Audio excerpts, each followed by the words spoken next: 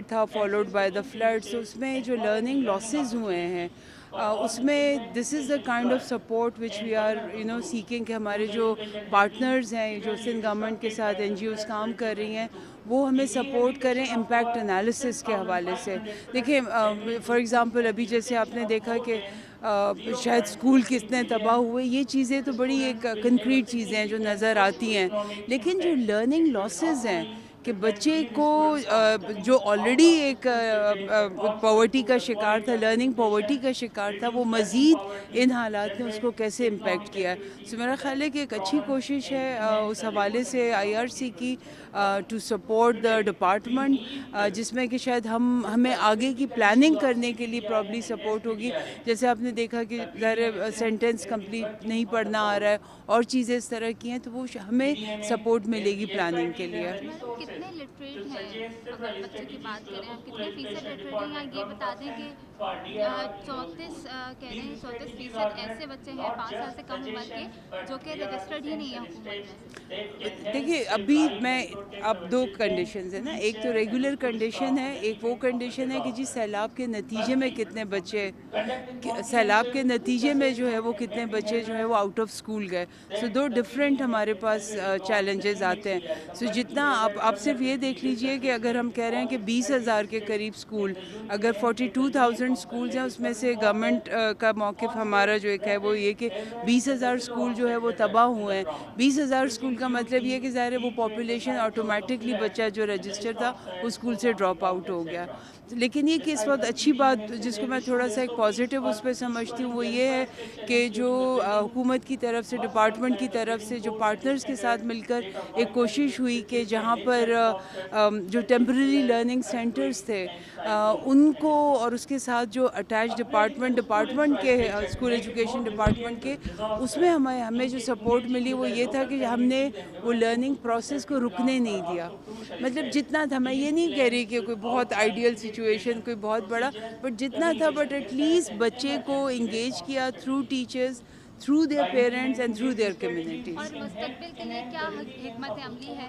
حکمت عملی دیکھیں بڑا کلیئر گورنمنٹ کا اس وقت اسکول ایجوکیشن ڈپارٹمنٹ کا جو سیکٹر پلان میں اگر آپ ہمارے دیکھیں ایجوکیشن اینڈ ایمرجنسی, یہ پہلے شاید اس طرح سے آپ لوگوں نے بھی نہیں سنا ہوگا, اس طرح سے یہ چیز نہیں تھی, لیکن اب ایجوکیشن اینڈ ایمرجنسیز بیکاز یہ کہنا میں مطلب ایٹ لیسٹ جو ایکسپرٹس ہیں وہ بالکل یہ کہہ رہے ہیں کہ ہمیں فیوچر میں بھی ہم ایکسپیکٹ کر رہے ہیں کہ اس طرح کی ظاہر چیلنجز ہوں گے. سو ایجوکیشن اینڈ ایمرجنسیز کا concept اس وقت is very much there in the school education department, including from the integration of the relevant material چیزیں into the curriculum, into the textbook.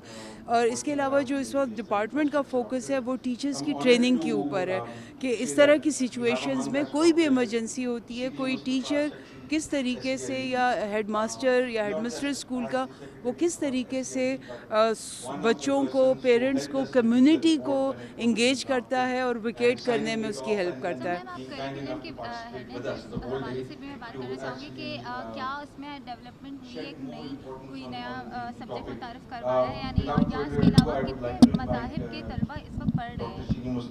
اس وقت دیکھیں تقریباً اگر آپ ہمارا اسکول سیمس کا اس وقت کا ڈیٹا دیکھیں تقریباً 6,000 سے اوپر کا ایک فگر ہے جو کہ ہمارے پاس آ رہا ہے.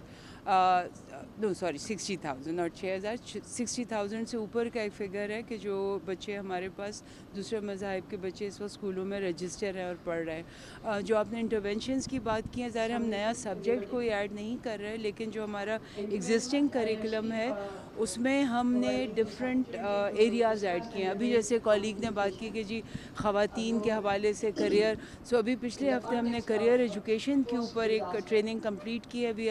سو انٹرپرینیورشپ, بچہ جو ہے وہ 8ویں جماعت تک, جیسے ہم نے ایک ٹیکنیکل ایجوکیشن کا ایڈ کیا ہے, we have notified that curriculum, middle tech curriculum, کہ بچہ جب 8वीं जमात तक पहुँचेगा वो किसी एक स्किल के अंदर जो है वो उसने एक्सपर्टीज़ हासिल कर ली होगी. सो मेरा ख्याल है ये वो इंटरवेंशंस हैं जो डिपार्टमेंट इस वक्त कर रहा है. मतलब पहली से 8वीं जमात तक के ये मज़ाहिब को पढ़ाया जाएगा? जी जी, जो स्कीम ऑफ स्टडी के अंदर है. इसके लिए कोई असातिज़ा भर्ती किए जाएंगे? नहीं, अभी तक कोई इस तरह, देखिए हमारे पास ऑलरेडी जो रिलीजियस स्टडीज़ के नाम से पहले एथिक्स होता था, लेकिन अब रिलीजियस स्टडीज़ है जो कि जो दूसरे मज़ाहिब के लोग हैं वो पढ़ते हैं, उनके टीचर्स भी हैं. आप जो भी इस वक्त बात कर रही हैं जो कि रिसेंटली किया गया है, जो फेडरल गवर्नमेंट की तरफ से जो किताबें डेवलप की गई, वो किताबें अभी पहली से 5वीं तक की हैं. ज़ाहिर है वो किताबें अभी आ गई हैं, लेकिन वो उसके लिए हायरिंग क्या होगी, किस तरीके से होगा, वो अभी it is yet to be decided.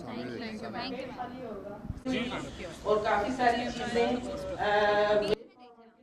लेके भी जा रहे हैं, जिसमें इंफ्रास्ट्रक्चर की भी बात हुई, जिसमें क्वालिटी एजुकेशन की भी बात हुई. मैम अपना पूरा तारुफ करा दीजिएगा और ये बताइएगा कि IRC अब तक कितने स्कूलों के साथ जो है वो रेस्क्यू अप्रोच किए हैं?